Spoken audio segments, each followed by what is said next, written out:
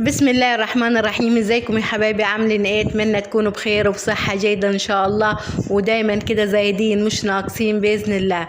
النهارده يا جماعة انا هعملكم السمنة البلدي بتاعتي الجميلة دي اللي ما بقدرش استغنى عنها لا في الاكلات ولا المخبوزات. طعمها جميل جدا وريحتها جميلة جدا ومش مكلفة خالص يا جماعة، لا بالعكس دي هتوفر من ميزانيتك بدل ما تشتريها بالغالي. ودلوقتي وصل الكيلو 250 و300 جنيه، لا هتعمليها في بيتك بأقل التكاليف وسهلة جدا. أتمنى تجربوها وتقولوا لي إيه رأيكم فيها. البداية بقى هنقول بسم الله الرحمن الرحيم ونصلي على الحبيب عليه أفضل الصلاة والسلام. أنا يا جماعة بقالي 15 يوم بحوش وش اللبن. وش اللبن ده عبارة عن القشطة اللي بتلاقيها في بعد ما تغلي اللبن، وبعد تاني يوم بتلاقي القشطة من فوق بتشيليه في برطمان السمنة زي ما انتم شايفين كده، وتحوشيها لمدة 15 يوم 20 يوم. بعد ما حوشتها طلعتها حطيت عليها نص معلقة ملح صغيرة، وحطيت نص كوباية مية من الحنفية يا جماعة، وقفلت البرطمان بتاعتي وابتديت بقى اخد بقى في السمنة بتاعتي زي ما انتم شايفين كده. في البداية بقى هتلاقوا البرطمان تجيلي يا جماعة انتوا بتخدوها، ده عشان خاطر ان اللبن اللي انتوا محوشينه جالس معاك من التلاجة، فهتفضل بقى هياخد منك وقت كده تفضل تخدي فيه لحد ما البرطمان بتاعك يخف في ايديكي. فكده ابتدت السمنة تفصل عن اللبن. والملح يا جماعة بنحطه عشان خاطر السمنة تفصل بسرعة من اللبن وتساعد على فصلان السمنة. اما المية بقى عشان خاطر وش اللبن بيكون جالس من التلاجة بقاله 15 يوم في التلاجة، فبيساعد انه يفك بسرعة معاكي، فلازم ضروري تحطي نص كوباية مية وتفضلي بقى ترجي فيها زي ما انتوا شفتوها من قبل شوية. ابتدت السمنة تفصل بس لسه مخرزة. تعرفيها ازاي ان السمنة فصلت وبقت جاهزة؟ هتلاقيها زي ما انتوا شايفين كده كتلة واحدة. لما تلاقيها كده اتجمعت وبقت كتلة واحدة يبقى كده السمنة بتاعتك بقت جميلة جدا وجهزت انك تفصليها من اللبن من البرطمانة، تطلعيها في حلة ألمونيا وبتبتدي بقى تحطيها على النار عشان خاطر تسيحيها. طلعت كل كمية السمنة، وده اللبن يا جماعة أنا ما بكبوش، لا ده هعمل بيه دلوقتي معاكم مش جميل جدا، أتمنى تجربوه. دلوقتي بحط لها شوية مية كده، بغسل السمنة بتاعتي وأصف المية منها نهائي. ما تخليش فيها ولا نقطة مية زي ما انتوا شايفين كده. ودلوقتي بقى هحطها على البوتاجاز بقى واشغل عليها النار عشان تسيح معايا وتستوي معايا السمنة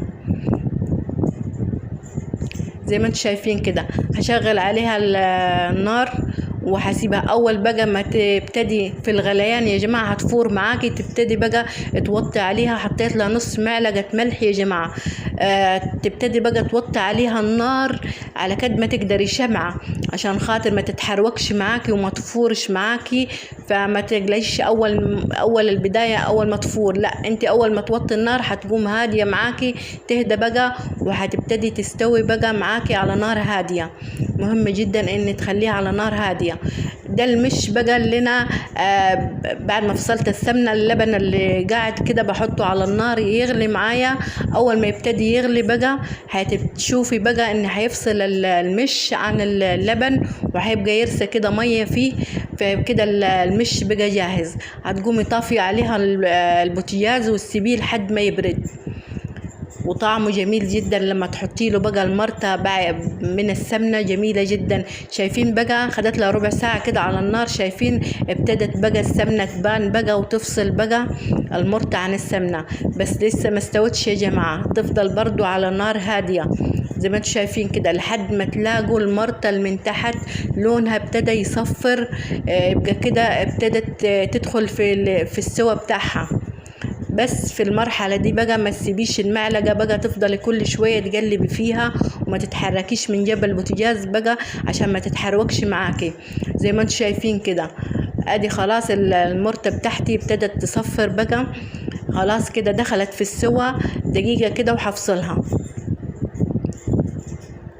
زي ما انتم شايفين كده. دلوقتي جهزت معايا السمنة، هطفي عليها البوتاجاز بقى واسيبها بقى تبرد خالص، وابتدي احضر البرطمان بتاعي عشان خاطر اصفي السمنة من المرطة يا جماعة. دلوقتي بقى بعد ما برد المش بتاعي بصفيه بقى من كل المية اللي فيه، اصفيه كويس جدا، والمية خلاص برميها مش محتاجاها. وبعد ما اصفيه بقى بجيب شوية مية اغسل المش بتاعي واصفيه برضو من المية كويس جدا.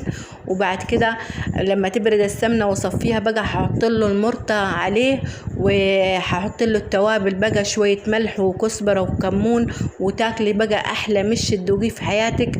اتمنى تجربوا الطريقة دي، والله العظيم جميل جدا، والسمنة ريحتها جميلة جدا ومش مكلفة. انت هتجيبي اللبن هتشربيه، بس هتشيل الوش بتاعه القشطة بتاعه هتحوشيها على جنب. يعني مش في ناس بتجيب كذا كيلو لبن وتخليه بقى يروب معاها وتبتدي تعمل السمنة، لا، ده انت هتشرب اللبن بتاعك هي بس وش اللبن بس اللي هتشيليه هتعملي منه السمنة. يبقى كده انت مش هتتكلفي اي حاجة بصراحة. وانا من علمتني امي عامله السمنه، بصراحه انا ما بشتريش السمنه، بعملها في البيت وبتطلع جميله جدا، يعني بتنفعني بقى في الرز، في المحشيات، في الحلويات. بصراحة أنا بحطها في كل حاجة، بدخلها في كل حاجة السمنة البلدي، وطعمها جميل جدا. وأي أكلة بتدخلي فيها السمنة البلدي بتكون لها ريحة مميزة وطعمها جميل جدا. بردت معايا السمنة زي ما انتم شايفين كده. جبت برطمانة مربى صغيرة وابتديت بقى أصفي السمنة في البرطمان بتاعي، وهفصلها بقى عن المرطة خالص. ولو نزلت شوية مرطة ما تقلقيش، هي بترسي على الوش، وهشيليها بالمعلقة بتاعتك زي ما انتم شايفين كده. اصفيها كويس جدا كل السمنة اللي موجودة، وطعمها والله العظيم والمرطة طعمها جميل جدا. يعني لو من غير المش برضو تاكليها جميلة جدا. اصفي كويس جدا زي ما انتم شايفين كده. وادي من برطمان السمنة اكتر من نصها كده حوشت الوش بتاعها، عملت لي برطمانة مربى صغيرة زي ما انتم شايفين كده.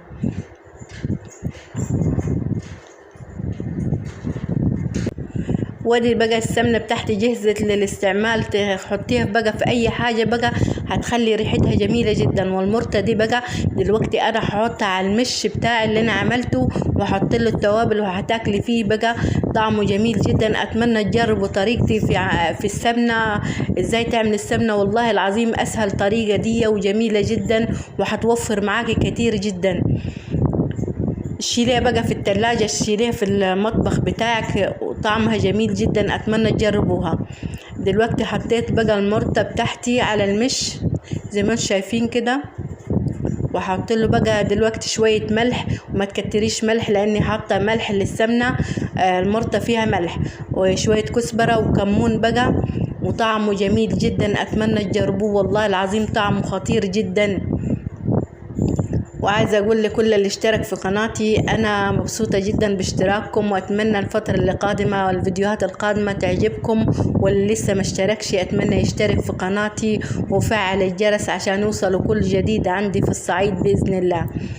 يعني والطعم المش الجديد ده طعم مميز جدا عندنا في الصعيد، وغير المش القديم بقى. المش القديم احنا بنعمله بنجيب برطمان كبير ونحط فيها المش الجديد، ونحط له شوية مش قديم بنعتقه ونخليه بقى، نقفل البرطمان عليه لمدة شهر شهرين يتعتق معاكي، ويبقى مش طعم خطير جدا زي ما شايفين كده. اتمنى تجربوا طريقتي في السمنة، والله العظيم مش هتندموا ومش هتكلفكم اي حاجة خالص. والسلام عليكم ورحمة الله وبركاته.